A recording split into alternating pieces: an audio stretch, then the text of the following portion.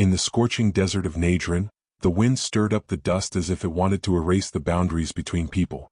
Before the tent of the messenger, a group of Christians approached, dressed in long white robes, gold crosses hanging from their necks. They had come from afar, carrying age-old questions. Who is God? How does he manifest himself? Is he Father, Son, or one? The prophet welcomed them without disdain or anger. He invited them to sit, to talk, to ask questions. That day in Najran, dialogue became an act of faith. It was not about winning with words, but about illuminating with truth. Voices rose, verses were recited, and hearts were opened under the light of Tawhid, the oneness of God. This fire of dialogue, kindled in the sands of the Hijaz, crossed centuries and seas. It reached Africa, the continent that civilizations called dark, but which God had filled with light. Long before missionaries, before crosses, even before chains, there were peoples who already knew the one God. In the plains of Mali, in the heart of Songhai, on the banks of the Nile, or beneath the mountains of Abyssinia, the ancients raised their hands to the sky and said, "There is only one Creator." They did not yet know the name, Allah, but their souls bore the mark of it. The stars were their mosques, the wind their muezzin. No intermediaries, no statues. Just the awareness of a supreme being who sees, hears, and guides. That is why, when Islam arrived in their lands, it was not a conquest but a reminder. An ancient echo rediscovered in their hearts. But human history is often unjust. The very lands that had given birth to the first believers became the stage for tragedy. Chains replaced gold bracelets, ships replaced caravans, and millions of souls were torn from their soil. Iron entered flesh, drums became cries. Yet even in the dark holds of slave ships, one sound persisted. Faint, almost stifled but indestructible. Allah? The executioners could change names, languages, faces, but they could never tear out that sacred syllable. For that word was not merely a word, it was a root in the soul. And Allah, the Lord of the worlds, made this endurance a sign. The Prophet Muhammad said, "The hearts of believers are in the hands of Allah. He turns them as He wills." These hearts, which were thought to be broken, were in reality forged.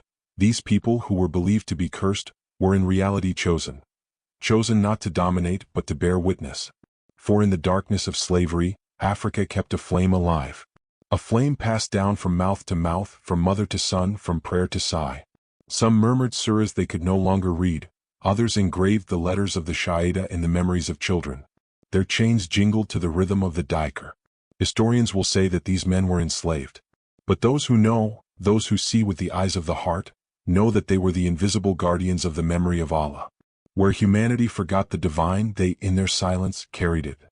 Centuries later, that breath resurfaced.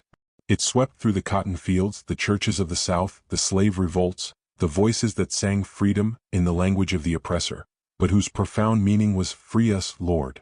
And in every cry, in every tear, lay hidden the same invocation as that of the prophet in Mecca. There is no deity except Allah. This is why, when the modern world believes it is rediscovering black dignity, Allah reminds us that it was never lost. Color has never been a sign of inferiority, but a symbol of depth. Like the fertile earth that is black, like the night from which stars are born, the hearts of these peoples have carried the light of remembrance. Their faith, hidden beneath their suffering, became a living testament that the religion of Allah depends neither on a people nor on a continent, but on purity of intention. And this purity, Allah has planted in every human being, but He has strengthened it in those who have known oppression, so that they may remind the world what it means to believe when all seems lost. Thus, throughout the ages, from the desert of Najran to African villages, from the cry of the prophet to the echo of chained slaves, a single thread runs through history, the constancy of the divine message, the oneness of Allah. The same light, transmitted from one heart to another, despite blood, despite distance, despite the silence of centuries. And it is this light, silent yet indestructible, that Allah has entrusted to the descendants of those who stood firm. A mission not proclaimed by the powerful, but etched in the breath of the humble, to remind the world that true freedom is submission to the one God. Open book the Quran proclaims, "O mankind, we created you from a single pair of a male and a female, and made you into nations and tribes so that you may know one another. Verily, the most noble of you in the sight of Allah is the most righteous of you." Surah 49 verse 13. This word alone shatters the invisible idols that have governed the hearts of men: racial superiority, the hierarchy of blood, the deification of man. It leaves no room for color, birth, or domination, but only for the piety. This light, which only Allah can measure. The Tawhid, the absolute oneness of God, is not merely a theological belief. It is intellectual revolution. It shifts the center of gravity of the world. Where man was placed at the center, it replaces Allah, the Creator, as the only absolute reality. Christians say, God became man. But the Quran responds, there is nothing like him, and he is the one who hears and sees all. Surah 42 verse 11. The God of Tawhid does not descend. He raises that he does not take the form of a being. He gives form to all things that he does not die on a cross. He gives life and he takes life away that he does not seek to understand the pain of men. He is the judge and the healer. Human illusions have always tried to reduce God to human size, to better control him, represent him, possess him. But Islam reminds us that Allah's greatness lies precisely in his lack of resemblance. What man worships in Christianity is an image, a symbol, an intermediary. What the believer worships in Islam is invisible, the one who does not need to be seen to be real. And among his signs, Allah says, and among his wonders is the creation of the heavens and the earth, and the diversity of your languages and your colors. Indeed, in that are signs for a people who know. Surah 30 verse 22. Diversity is therefore not a biological accident. It is a living verse, a visible proof of the one Creator. Every color, every face, every people is a different mirror reflecting a fragment of his wisdom. That is why Dr. Zakir Naik often says, if Jesus is God because he has no father, then Adam, created without father or mother, should be even more worthy of divinity. And the Quran responds with the force of pure logic. For Allah, Jesus is like Adam.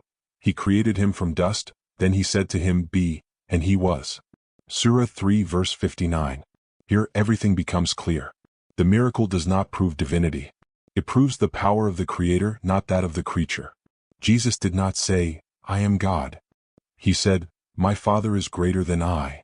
John 14:28, and even in the Gospels today he prays, he weeps, he fasts, he bows down. One God does not worship another God. But a prophet worships the one who sent him. And yet, the Christian world has made the symbol a reality, the metaphor a doctrine, the word of truth a human interpretation. Tawhid, however, leaves no room for ambiguity. It does not divide God into three, it attributes to him neither child, nor image, nor partner. The Quran also answers. Say, he is Allah the One. Allah the Eternal Refuge. He neither begets nor is born, nor is there to him any equivalent. Surah 112. This surah, Al-Iqlat, encapsulates all divine logic. It closes the door to any form of trinity, confusion, or incarnation. It is the key to pure monotheism, the one that liberates man from man. And when Allah says in the Quran, do not take two gods. There is only one God. Therefore fear me alone. Surah 16 verse 51, he speaks not only to Christians, but to all those who, in their hearts, elevate something else to the level of the divine. Ego, race, nation, wealth, power. That is why in Allah's plan, every people received a reminder. Black people also received their sign. Not a new book, but a spiritual mission, to remind the world of the purity of monotheism. For he who has lost everything except faith becomes the most capable of bearing witness to the truth. Their story proves that faith depends neither on power nor privilege. It is a light that does not go out, even in the darkness of injustice. That is why Allah says, Allah brings light out of darkness. Surah 24 verse 35. And this light even today shines on the faces of those who stand in the faith of Tawhid, rejecting all forms of idolatry, all attempts to humanize the divine. Their mission is not to be superior, but witnesses. Witnesses to what it means to recognize God without limiting him, to love him without reducing him, to serve him without betraying him. The message is clear. True nobility lies not in skin color, but in purity of heart. And whoever grasps this truth becomes, by nature, a guide for humanity. Milky Way. Candle in the silence of the African heart, where the drums still resonate beneath the red earth, a question transcends generations. Why did our people suffer so much? Was it a punishment or a preparation? Was it the weight of destiny, or the hand of Allah forging in fire what he wishes to purify? The ancients say that pain, when borne with patience, becomes a hidden light. And the Prophet Muhammad, peace and blessings be upon him, said, the more people are tested, the closer they are to Allah. This phrase, repeated in the silence of evening prayers, resonates like a healing. For he who has never suffered does not know how precious faith is. He who has never been broken does not know how sweet prostration is. When a man endures, he learns to listen. When the people are humiliated, he learns to be silent in order to understand. And when everything is taken from him, he discovers that what he was looking for was already there, in his heart, in his breath, in the name he has always known, Allah. In the nights of Africa, there is a murmur that has never been silenced. Even when languages were changed, even when prayers were forbidden, this ancient, gentle, and indestructible murmur remained. De ilaha illa Allah. It's not a cry. It's a beat. A secret rhythm that accompanies the heartbeat, as if each pulse reminds the world, there is only one God and he has no partners. When a people endures, it becomes patient. When it is deprived of everything, it learns to find God without intermediaries. When it is reborn after suffering, it becomes a mirror in which humanity sees what it has forgotten. Pure faith, the kind that does not depend on comfort or glory but on presence. Men have believed that faith is transmitted through books. But there is another transmission, older, deeper, that of breath. This breath that African mothers gave to their children through song, this breath that carried the memory of a world where God was unique and close. You can close your eyes and still feel that vibration. It doesn't come from the past, it comes from below, from the earth, from blood, from collective memory. It speaks of a people who learned to pray without a mosque, to believe without a teacher, to resist without a sword. When doubt sets in, when the world tells you that you no longer have a place, remember, Allah does not punish to destroy, He tests to reveal. Each tear, each injustice, each silence was a living verse, a trial intended to awaken the sleeping heart. For in Allah's plan nothing is lost. Even suffering becomes proof, even loss becomes a message. Black people have borne this invisible cross, not the cross of wood but the cross of the weight of the world, to remind us that faith is not proven by prosperity, but by perseverance in adversity. How many were silenced, yet their silence spoke volumes? How many were chained, yet their souls remained free? How many were erased from history, yet their memory lives on in the divine? Allah said, "Do not think that Allah is unaware of what the unjust do. He grants them respite until the day when their eyes will stare." Surah 14 verse 42. And during this time He prepares those who will be the witnesses. Those who will be reborn with a gaze purified by tears, a faith sharpened by pain. Because the noblest mission is not given to those who dominate, but to those who rise again.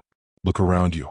Observe the peoples once broken who are now rising up, not through revenge but through conscience. Their strength lies not in weapons but in faith. Their legacy lies not in empires, but in prayer. They are not seeking to impose but to remind. And perhaps that is the secret.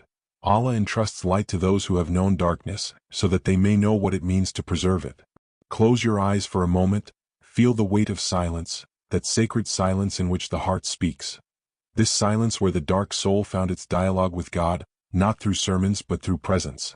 To be chosen, not to dominate, but to enlighten. To be the guardian of an intact faith, transmitted not by books, but by the breath of the ancestors, this breath that has never ceased to speak, in all languages, in all sorrows, in all rebirths. Allah's Day. Sun on a red hill of African soil, two symbols face each other, the cross and the crescent. The cross, heavy with suffering, represents man seeking God in the flesh. The crescent moon, pointing towards the sky, represents humanity rising towards God through faith. Crescent moon. Two paths, two visions. But Allah willed that those who were thought to be forgotten should become the bridge between the two. Their skin, black as night, holds the secret of the sky. Light can only be seen in darkness. Sparkles, and it is perhaps there, in the heart of Africa, that the awareness of the true God will be reborn. Allah, the same God worshipped by Abraham, Moses, Jesus and Muhammad. Their mission. Globe showing Europe, Africa, reconciling reason and revelation.